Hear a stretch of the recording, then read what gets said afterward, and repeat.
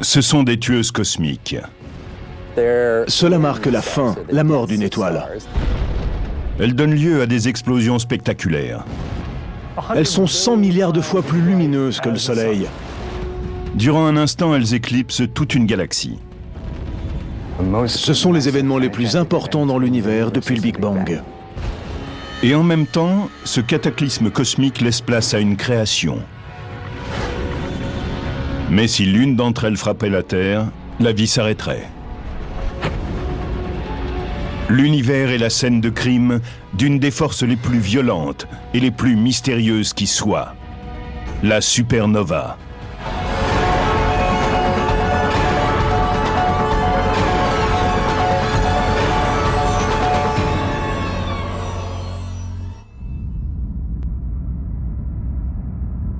Les supernovas, qui signent de façon sensationnelle la mort des étoiles, produisent les plus grandes déflagrations de l'univers. En fait, seule une minorité d'étoiles explosent, mais celles qui font boum explosent en 1000 morceaux.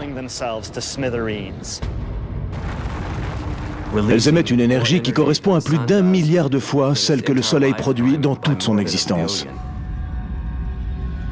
Cette déflagration spectaculaire relâche dans l'univers de grandes quantités de radiation mortelle. Si une étoile située au centre de notre système planétaire donnait naissance à une supernova et explosait, cela éliminerait certainement toute forme de vie de ce système. Les radiations stériliseraient tout ce qui vit sur n'importe quelle planète.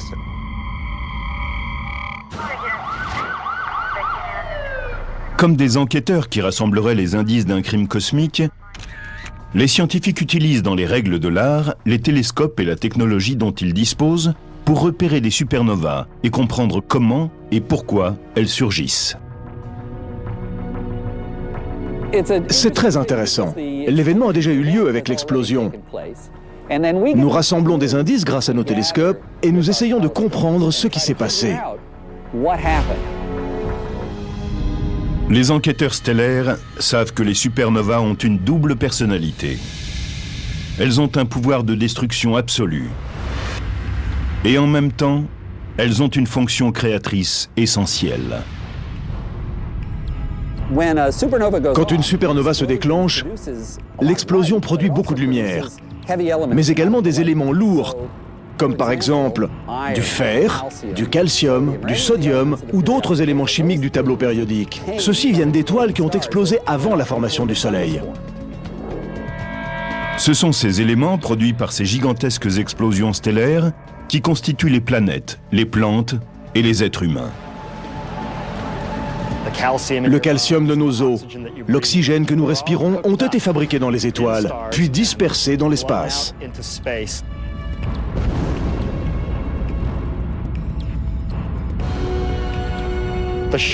Les ondes de choc issues de l'explosion des étoiles compriment les nuages de gaz à proximité et déclenchent leur effondrement gravitationnel.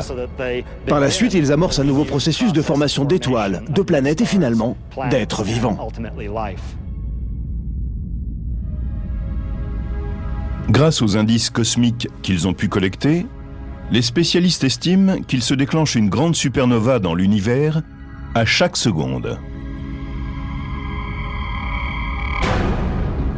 Cela fait quelque chose comme 30 millions par an, et ce depuis les 10 derniers milliards d'années que l'univers existe. L'univers est immense, puisque dans une galaxie type, comme la Voie lactée, on voit apparaître 1 ou 2 supernovas seulement par siècle. Mais personne ne sait quand se déclenchera la prochaine. Nous ne savons absolument pas quand apparaîtra la prochaine. Peut-être demain, ou dans un siècle, ou peut-être était-ce il y a 5 minutes. Impossible de savoir. Si le phénomène est proche, nous verrons dans le ciel un événement très lumineux, peut-être plus lumineux que Vénus, que toutes les planètes, ou même que la Lune, ou plus lumineux peut-être que le Soleil. Si la supernova est trop proche, elle peut détruire toute forme de vie. L'éclair anéantit l'atmosphère et brûle tout. Les astronomes surveillent le ciel en permanence. Ils gardent en toutes circonstances un œil attentif sur 2 étoiles de la Voie lactée, susceptibles d'exploser à proximité de la Terre et de provoquer une catastrophe. Lune est située au cœur de la nébuleuse Eta Carina, à près de 9000 années-lumière de notre planète. Nous savons qu'Eta Carina est une étoile dont la masse équivaut sans doute à 100 fois celle du Soleil. Elle a une durée de vie très courte, et il se peut que sa fin soit pour très bientôt.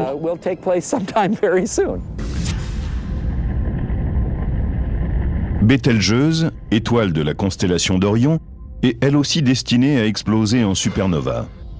Cette supergéante de couleur rouge fait 15 fois la taille du Soleil, et elle est encore plus près de la Terre qu'Eta Carina.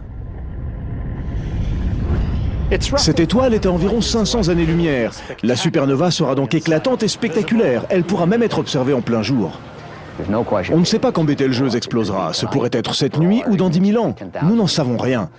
Donc, il vaut mieux surveiller chaque nuit parce que ce qui est sûr, c'est que cela se produira.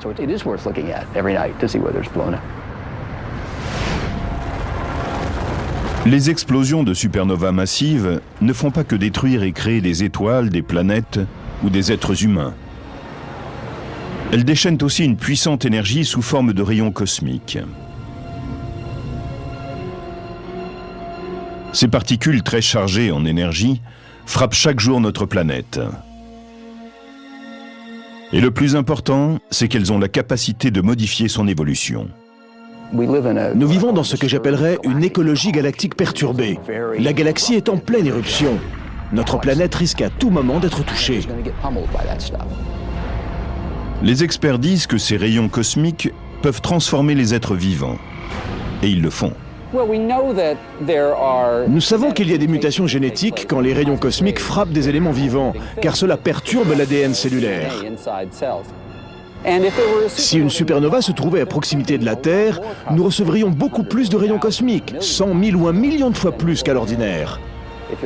Cela peut provoquer la disparition d'une espèce ancienne, mais aussi le développement de nouvelles espèces. Ainsi, une supernova est-elle un agent de changement aussi bien positif que négatif?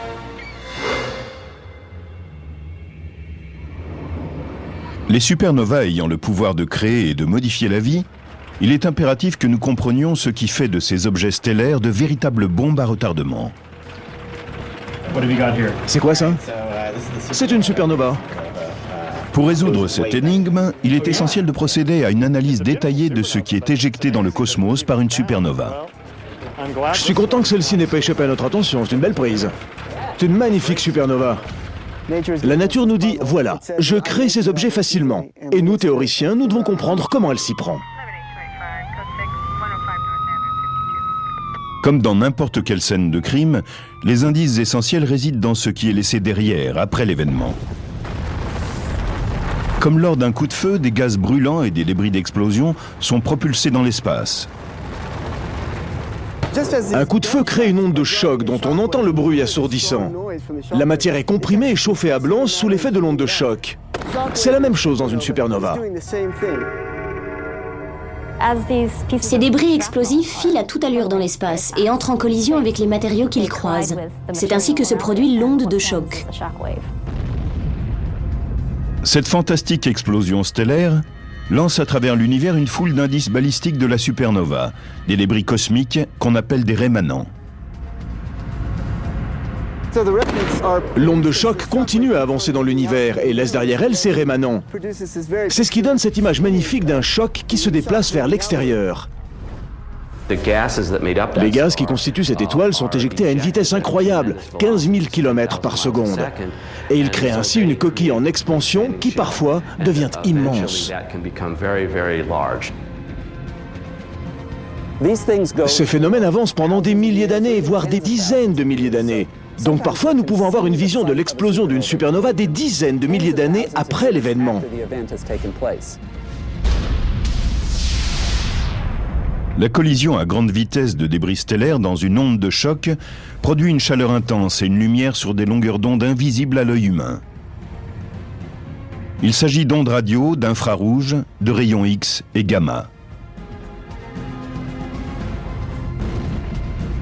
Par chance pour les astronomes, des instruments sophistiqués basés dans l'espace, comme les télescopes Hubble, Spitzer et Chandra, leur permettent de les voir. Chaque instrument et chaque mode d'observation vous donne un aperçu différent de ce qui se passe. Ensuite, vous essayez de rassembler le tout, et cela devient une entreprise intellectuelle. Comme une empreinte digitale, chaque supernova est unique, et elles peuvent être analysées de différentes façons.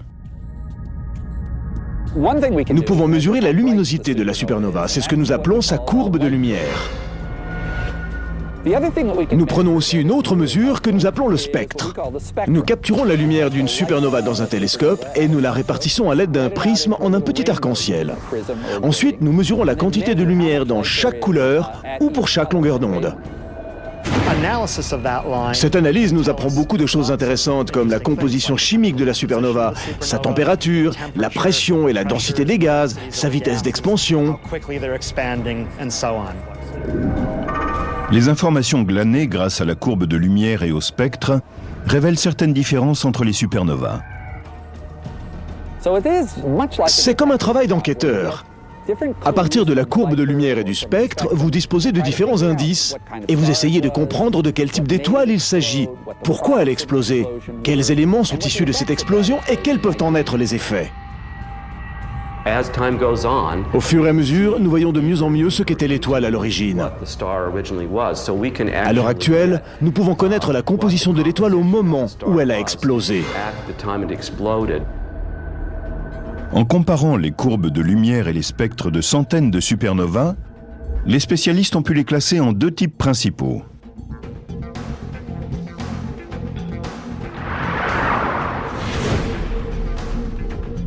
La supernova de type 1A ne dégage pas d'hydrogène. Ces explosions sont uniformes en taille et en luminosité. La supernova de type 2 dégage de grandes quantités d'hydrogène. Et ces explosions sont très variables en taille et en luminosité. Mais pourquoi y a-t-il des types aussi différents d'étoiles en train d'exploser? Et pourquoi se dispersent-elles de différentes façons? Les spécialistes ont concentré leurs efforts pour répondre à cette question bouleversante. Qu'est-ce qui pousse ces monstres stellaires à se détruire eux-mêmes?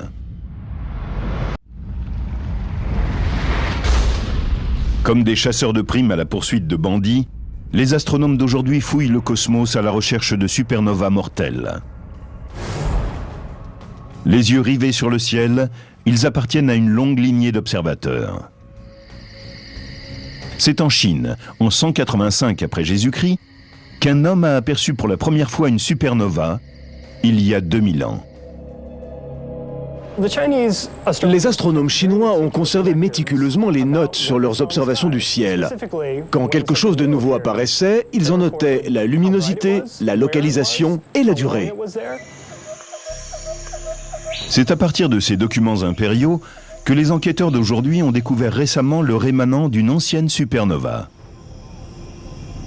Identifié comme RCW86, il est situé dans la constellation du Centaure, près de deux étoiles particulièrement brillantes, Alpha et Beta du Centaure. 14 siècles plus tard, le premier observateur européen découvrait une nouvelle supernova.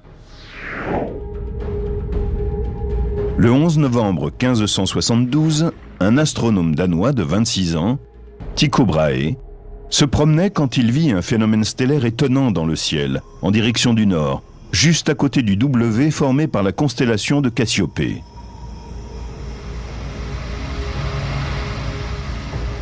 Il l'a vu et il était le plus grand astronome de son temps. Pourtant, il n'en a pas cru ses yeux. Quelques années après cette vision de Tycho Brahe, son ancien élève, Johannes Kepler, observa à son tour une nouvelle étoile. Il a mesuré la distance entre deux étoiles situées autour du phénomène. Et nous pouvons nous servir aujourd'hui de ces mesures pour retrouver l'endroit exact où l'explosion s'est produite. Quand les enquêteurs contemporains ont examiné de plus près le rémanent de la supernova de Kepler de 1604, ils ont trouvé quelque chose de très étrange. Une analyse précise de la composition chimique des gaz éjectés et en expansion a indiqué qu'il y avait eu deux étoiles qui s'étaient en quelque sorte liguées pour produire une gigantesque explosion. Comment ce compagnonnage a-t-il provoqué une catastrophe stellaire? Beaucoup d'étoiles sont dans un système binaire. Elles ont un partenaire qui tourne autour d'elles et nous pensons que l'une des deux transfère une partie de sa masse sur l'autre. Les spécialistes ont découvert depuis que le compagnon de ce scénario binaire donnait lieu à ce qu'on appelle une supernova de type 1A. On pense que les supernovas de type 1A sont des explosions de naines blanches. C'est ainsi qu'une étoile comme le Soleil produira une pépite très dense de la taille de la Terre. Quand une étoile comme le Soleil meurt, elle expulse ses couches extérieures, pour ne laisser derrière elle qu'un petit cœur dense de matière dégénérée, qu'on appelle une naine blanche. Les cendres du Soleil vont devenir une naine blanche de carbone et d'oxygène formée de ces débris. Elle va durer éternellement, tout en refroidissant. Mais quand une étoile a un compagnon, tel le complice d'un crime, cela peut mener à la catastrophe. L'étoile transfère sa masse sur cette naine blanche, jusqu'au point où elle devient instable et qu'une fusion se produit en son centre. Ensuite, très rapidement, l'étoile naine blanche, qui est assez morne, va exploser en une supernova extrêmement violente et brillante.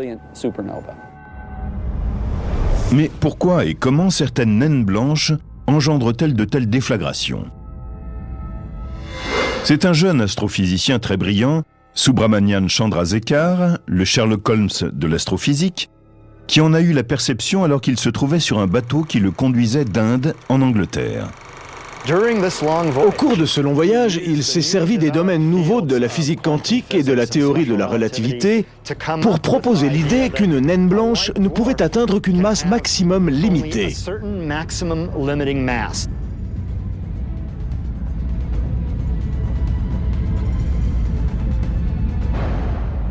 Elle ne peut pas excéder une certaine masse, qui équivaut à 40% de plus que notre Soleil, soit 1,44 fois la masse solaire. C'est ce qu'on connaît sous le nom de limite de Chandrasekhar. Au-delà de celle-ci, il se déclenche une chaîne de réactions nucléaires incontrôlées.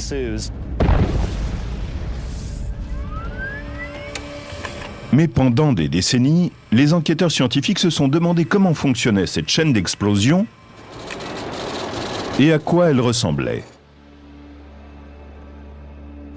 Les modèles informatiques n'ont jamais pu recréer ce qui semblait arriver dans la nature.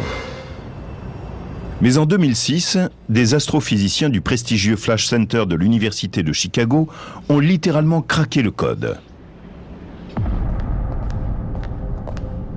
Cette équipe a été la première à créer un super programme informatique capable de traiter d'immenses quantités de données. C'était nécessaire pour simuler la complexité des dynamiques à l'œuvre dans l'explosion d'une étoile. Nous appelons cela le calcul haute performance. Certains des ordinateurs que nous utilisons comprennent 128 000 processeurs. C'est exactement comme si 128 000 ordinateurs étaient reliés pour travailler ensemble. Même avec toute cette puissance, les ordinateurs ont dû travailler presque 60 000 heures. Les astrophysiciens ont décidé de ne pas commencer la simulation de l'explosion au centre même de l'étoile. Si nous avons décidé de commencer plutôt un peu à côté du centre, c'est parce qu'il est très peu probable que la flamme brûle exactement au centre, ou quasiment. Il n'y a pas assez de volume à cet endroit, c'est impossible. D'après cette extraordinaire simulation, il suffit d'1 seconde pour qu'une bulle de feu se forme à l'intérieur de l'étoile. On voit apparaître, en plein centre de l'étoile, une bulle qui grandit rapidement, qui se développe, tandis que surgissent les flammes qui brisent la surface de l'étoile. Initialement, la bulle en fusion mesure environ 15 km de large et elle atteint 1800 km à la surface de l'étoile. Elle se propage à la surface de l'étoile à la vitesse de 450 km par seconde. Puis elle arrive au point opposé et produit 2 jets très violents. L'un des jets jaillit vers l'extérieur à une vitesse d'environ 60 000 km par seconde. Un autre jet frappe en direction de l'étoile et met le feu à une onde de déflagration que vous venez de voir et qui traverse l'étoile à toute vitesse.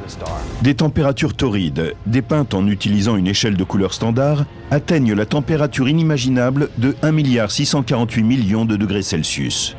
On peut voir le moment où se produit la déflagration et où elle traverse l'étoile en moins d'une demi-seconde. Cette phase d'incendie prend moins de 3 secondes. Les analyses révèlent que les supernovas de type 1A sont toutes étonnamment similaires par leur taille et leur éclat. Cette explosion équivaut à la déflagration complète d'une masse comme celle du Soleil. Cette simulation par ordinateur, révolutionnaire, montre pour la première fois comment se produit une explosion dans une supernova de type 1A. Mais cela semble être radicalement différent pour une supernova de type 2. En examinant des débris stellaires, un spécialiste a estimé qu'une supernova de type 2 n'était pas liée à une explosion de naines blanches, mais bien plutôt à celle d'une étoile massive en train de mourir, une étoile dont la masse serait 10 fois celle du Soleil. Mais comment fonctionnent ces méga-explosions ? La réponse à cette énigme cosmique est arrivée au milieu du XXe siècle, quand des chasseurs de supernovas ont pour la première fois de l'histoire scruté systématiquement les étendues intergalactiques à la recherche de gigantesques étoiles en train d'exploser.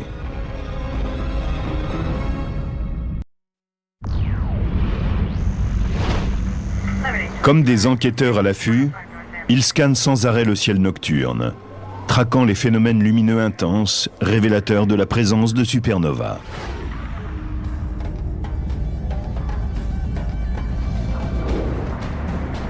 Pour assurer cette surveillance, ils utilisent un éventail impressionnant de télescopes de haute technologie, dispersés à travers le globe. Nous avons découvert des supernovas avec des télescopes terrestres. Ceux-ci observent le ciel en permanence à la recherche de nouvelles explosions. La chasse aux supernovas a commencé dans les années 1930. L'astrophysicien franc-tireur Fritz Zwicky a lancé les opérations. Il a été le premier à pratiquer une recherche méthodique, à créer un catalogue et à dénombrer les nouvelles étoiles ainsi que celles qui explosaient.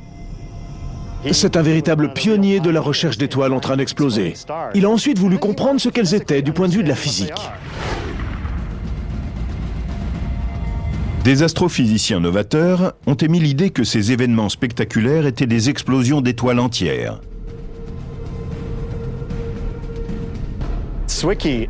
Zwicky a émis l'idée qu'un certain type d'étoile massive pouvait commencer et exploser au moment où son cœur s'effondrait, puis qu'elle reprenait des forces et générait alors une explosion colossale. Il a dit qu'au cours de l'effondrement, un rémanent compact devrait se former et donner une étoile à neutrons. La matière ordinaire est constituée avant tout de protons, de neutrons et d'électrons. Dans cet effondrement du noyau ferreux, les protons et les électrons qui forment les atomes de fer se combinent pour donner naissance à des neutrons.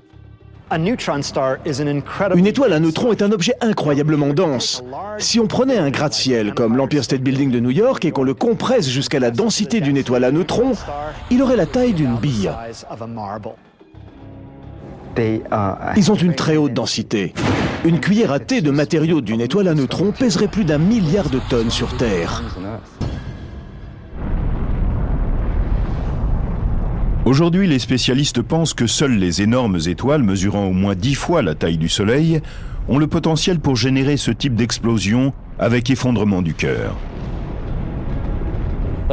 L'étoile massive génère de l'énergie en opérant la fusion d'abord de l'hydrogène, puis de l'hélium. Elle fusionne l'hélium en carbone, puis en oxygène, et cela continue jusqu'à obtenir du fer. Le fer constitue le noyau le plus resserré sur lui-même qui puisse exister. Donc, quand une étoile a fabriqué du fer, c'est vraiment la fin. Le noyau ferreux se forme dans les derniers jours de la vie de l'étoile. Ensuite, l'étoile devient tellement massive qu'elle s'effondre sous son propre poids. Et cet effondrement gravitationnel est très rapide. Cela prend moins d'une seconde pour que le cœur de l'étoile s'écrase et passe de la taille de la Terre à celle d'une étoile à neutrons qui mesure 15 à 20 km de large. Mais ce noyau ferreux dense ne s'installe pas paisiblement dans sa nouvelle vie d'étoile à neutrons. Au lieu d'atteindre tout de suite une position en équilibre, cette étoile à neutrons commence à rebondir sur elle-même, comme un gymnaste rebondit sur le trampoline et remonte à nouveau. Cette étoile à neutrons qui rebondit entre en collision avec le matériau qui l'entoure et lui transmet une partie de son énergie en provoquant une éjection.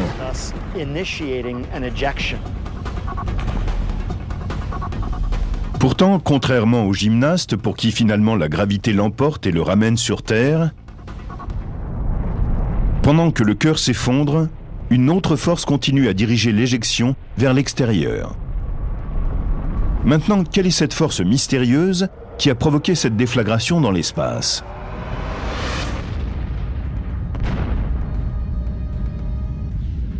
Les spécialistes ont calculé que pour qu'une explosion réussisse, il fallait encore un élément. Et ils ont soupçonné les neutrinos, ces particules fantômes de charge nulle, dont on devine l'existence, mais qui n'ont jamais été observées. Les astrophysiciens pensent qu'au cours de l'effondrement du cœur, les électrons sont poussés si près des protons dans les noyaux des atomes qu'ils se combinent pour devenir des neutrons. Et dans ce processus, ils libèrent ces minuscules particules mystérieuses, les neutrinos. Les neutrinos sont un type de particules très intéressantes. Ils n'ont aucune charge électrique, donc ils n'interagissent pas avec la lumière. Ils n'entrent en action qu'avec ce que les physiciens appellent la force faible. Et le nom est bien choisi. Il signifie que ces particules peuvent traverser la Terre sans encombre. Ils peuvent traverser des blocs importants de matière. Ils sont comme des fantômes. Ils traversent les objets.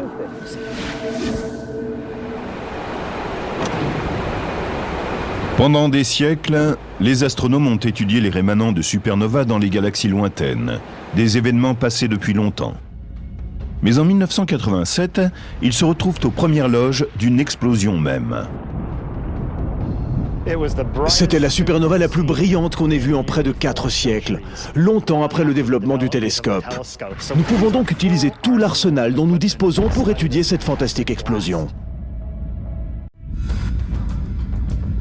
En 1987, a lieu non loin de notre galaxie, l'événement stellaire le plus fantastique depuis l'invention du télescope. Le premier à en être témoin est le jeune astronome chilien Oscar Duhalde. Cette chance pour lui et pour l'astronomie se produit dans la nuit du 23 février 1987. Oscar Duhalde, opérateur au télescope de Las Campanas, mit de l'eau à chauffer pour se faire un café. Et en attendant, sortit admirer le ciel. Une fois dehors, il regarda le grand nuage de Magellan qu'il connaissait très bien, et il remarqua une étoile supplémentaire. C'est ainsi qu'il a pu admirer l'explosion d'une supernova de ses propres yeux.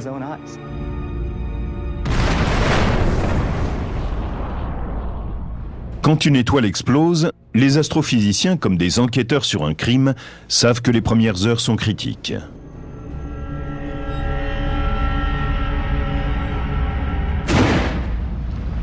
En 1987, quand est apparue cette supernova, la plus proche depuis 4 siècles, ils savaient qu'ils devaient agir vite. Elle n'était qu'à 170 000 années-lumière, un simple jet de pierre pour un astronome. La supernova 1987A était dans ce qu'on appelle le grand nuage de Magellan, une galaxie naine qui tourne autour de notre Voie lactée et qui est beaucoup plus grande.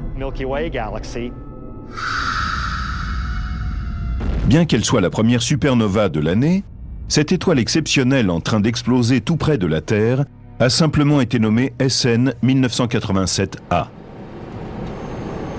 Mais cette fois, sur toute la planète, des dizaines d'astronomes chevronnés étaient prêts à entrer en action. Avec leurs équipements et leurs télescopes sophistiqués, ils tournent leur attention et leurs appareils vers les cieux et examinent attentivement la supernova 1987A. Sachant que l'explosion d'une étoile est à son maximum dans les premières heures et qu'elle émet beaucoup d'ondes de lumière ultraviolette, les détectives cosmiques se jettent dans l'action. Nous avons vu de la matière se déplacer extrêmement vite, à 1/10 de la vitesse de la lumière. C'était l'étoile qui était en train d'exploser. Les scientifiques avaient leur explosion, maintenant ils voulaient connaître le nom de la victime. Ils ont compulsé un catalogue qui recense toutes les étoiles connues et leur position dans le ciel. Et ils sont tombés sur celle qu'ils cherchaient. Ils ont trouvé quelle était l'étoile en train d'exploser. Elle s'appelait SK-60202.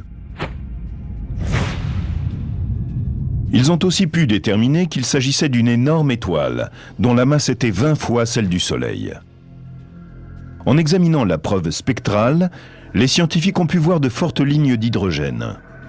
SN 1987A portait les marques distinctives d'un effondrement du cœur d'une supernova de type 2.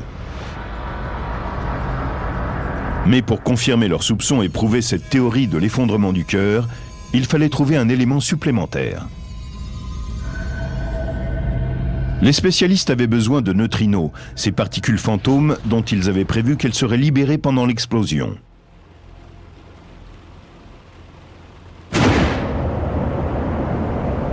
Or, au début des années 1980, on avait construit quelques détecteurs de neutrinos dans le monde. C'étaient des réservoirs remplis de tonnes d'eau et situés dans les profondeurs.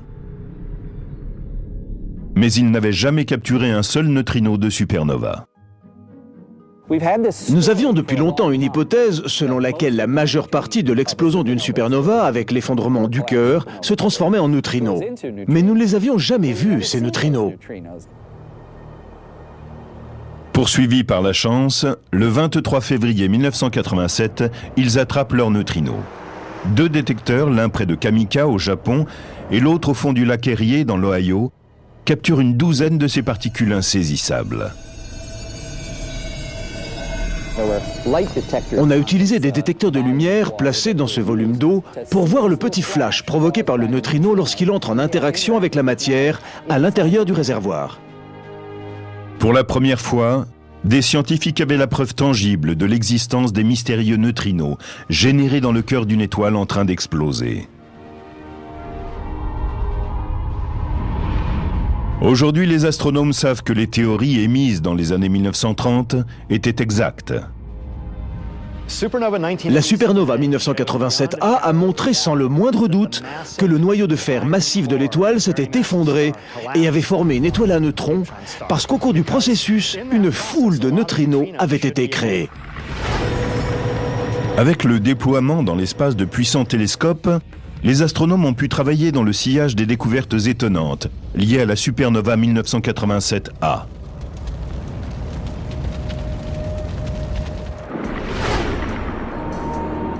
En 2006, l'astronome Robert Quimby, âgé de 30 ans, allait de nouveau bouleverser les idées admises et révolutionner la façon dont les astronomes traquaient les supernovas. Pour la plupart des chasseurs de supernova, il s'agit d'en trouver le plus grand nombre possible. Ils vont observer une fois tous les 15 jours ou toutes les semaines. On peut en effet en trouver en scrutant le plus d'étendues possible. Moi, j'ai décidé de me limiter à un certain nombre d'étendues et de les regarder aussi souvent que je peux. Le détective cosmique, plein d'initiatives, a programmé son télescope robot pour qu'il balaye systématiquement, chaque nuit, la zone qu'il a choisie. Comme un projecteur interstellaire, il scanne méthodiquement le même petit coin sombre du cosmos à la recherche de supernovas. J'ai des logiciels qui peuvent très rapidement analyser les données et me dire s'ils voient quelque chose qui n'était pas là auparavant. Quand cela se produit, si je pense que cela pourrait être une supernova, je vais en étudier le spectre. Il m'indiquera exactement ce que c'est, si c'est une supernova, de quel type, etc. Le 18 septembre 2006, Quimby effectue sa grande découverte. Il découvre la supernova la plus brillante qu'on ait jamais vue. C'était ma 4e supernova et je considérais que cette chance me revenait. Les autres ont regardé les spectres et ils ont commencé à prendre leurs propres mesures de photométrie, à regarder quel était son éclat. Et ils ont finalement dit que 2006 GY était plus vive qu'aucune autre supernova recensée. Elle a duré plus de 2 mois, 70 jours au maximum de sa luminosité, et puis elle a pâli. Cette supernova, telle qu'on n'en avait encore jamais vue, avait été découverte par un étudiant de 4e année de l'Université du Texas. L'analyse d'un rémanent a indiqué que l'étoile, avant d'exploser, mesurait 100 fois la taille du Soleil. Et étant donné la grande quantité d'hydrogène qui apparaissait dans son spectre, cette supernova portait la marque d'un événement de type 2. Et puis, Quimby se surpassa. Après avoir analysé une supernova insignifiante, nommée SN 2005AP, qu'il avait découverte auparavant, il fit une découverte stupéfiante. Elle est à peu près 100 milliards de fois plus brillante que le Soleil. Si on observe une supernova de type 1A, son pic de luminosité n'atteint que 6 milliards de fois celui du Soleil. Elle était encore plus éclatante que SN 2006 GY. La découverte étonnante de ces nouvelles supernovas, aussi lumineuses que 2005 AP et les autres, a ouvert un nouveau champ d'exploration pour les chasseurs d'étoiles en train d'exploser.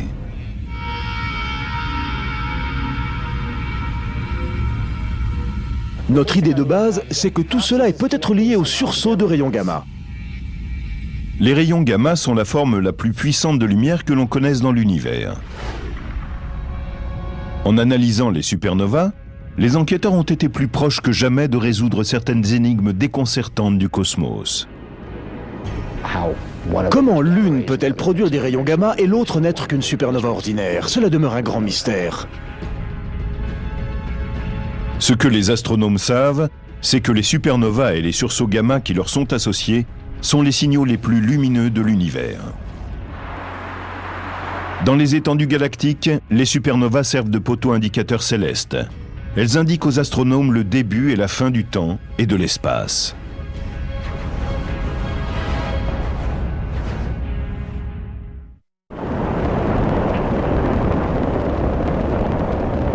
Le puissant satellite Swift de la NASA, lancé en 2004, a été spécifiquement conçu pour balayer le ciel et détecter les sursauts gamma dans l'univers.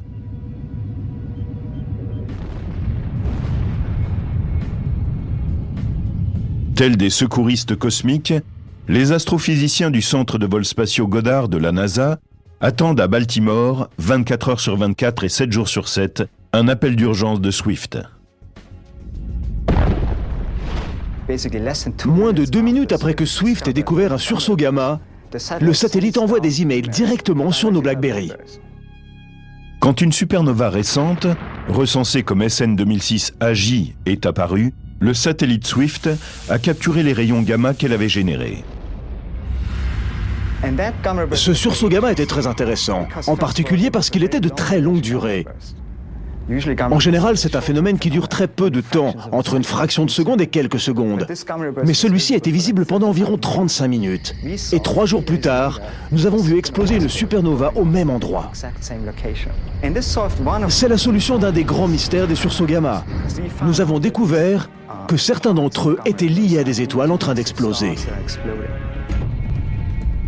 Aujourd'hui, les astronomes observent des centaines de supernovas et les sursauts gamma mortels qu'elles génèrent.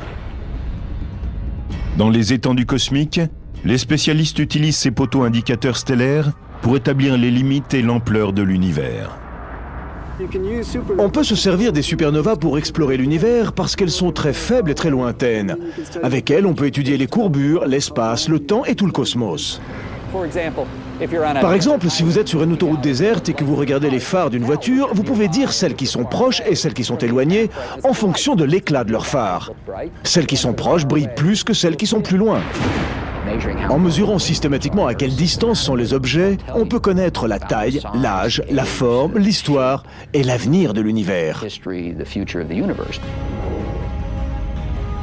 Il s'avère que ce sont les supernovas de type 1A qui s'y prêtent le mieux.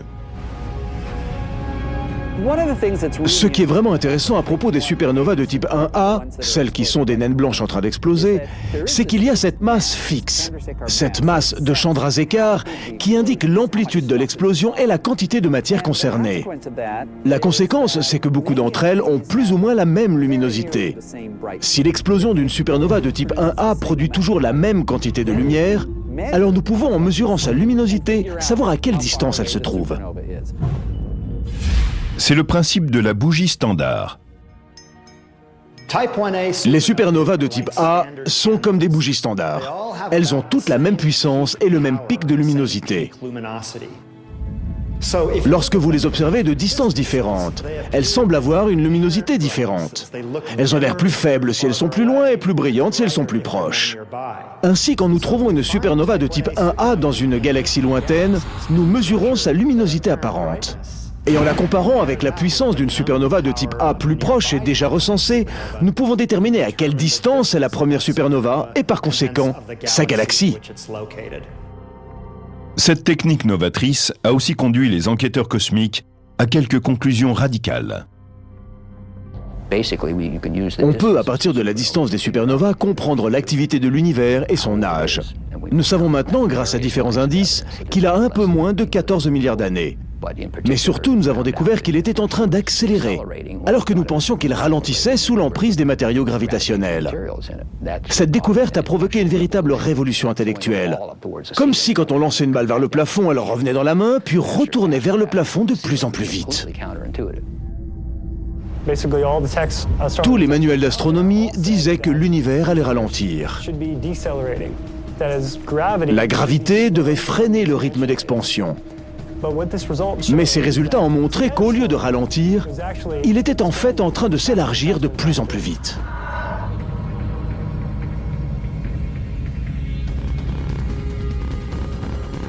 L'examen des supernovas a permis aux spécialistes de résoudre plusieurs grandes énigmes cosmiques. Ils pensent qu'en continuant à observer les indices laissés par les étoiles massives en train d'exploser, ils pourront apporter des réponses à de nouvelles énigmes.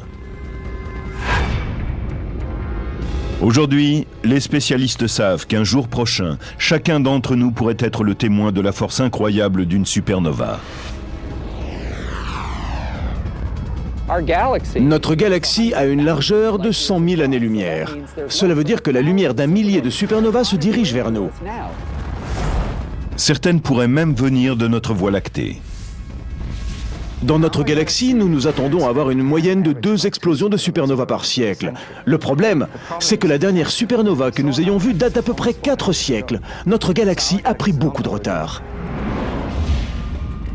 Si cela surgissait dans notre galaxie, nous serions comme Tycho Brahe, Kepler, Chandrasekhar et Zwicky, témoins de la force à la fois la plus destructrice et la plus créatrice de l'univers. La supernova.